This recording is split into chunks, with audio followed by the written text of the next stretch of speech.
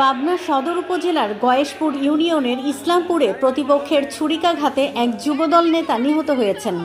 আহত হয়েছেন আরেকজন। নিহতের নাম মেহেদি মাসুদ পাভেল। তিনি ইসলামপুর গ্রামের মুসলিম উদ্দিন মাস্টারের ছেলে এবং গয়েশপুর ইউনিয়ন যুবদলের যুগ্ম সাধারণ সম্পাদক ছিলেন। শনিবার 23 আগস্ট রাত 10টার দিকে এ ঘটনা ঘটে। আহত সজীব মোল্লা ওরফে ইমরান একই এলাকার বাসিন্দা। গুরুতর অবস্থায় তাকে পাবনা থেকে রাজশাহী মেডিকেল কলেজ হাসপাতালে পাঠানো হয়েছে।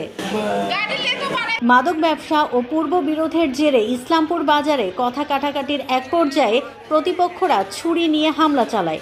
এতে পাভেল ও সজীব গুরুতর আহত হন।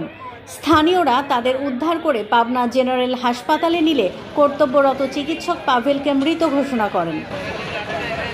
ঘটনার পর পুলিশ মরদেহ উদ্ধার ও ঘটনাস্থল পরিদর্শন করেছে।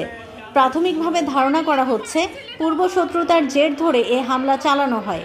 অভিযুক্তদের মধ্যে জনি, জুয়েল, নজরুল, মফিজউদ্দিন, ময়েজউদ্দিন প্রামাণিক, তৌফিক উদ্দিন, আশফাক আলী, লিয়াকত ও দুলাল সহ অন্তত 9 জনের নাম উঠে এসেছে। তারা সবাই ইসলামপুর গ্রামের বাসিন্দা।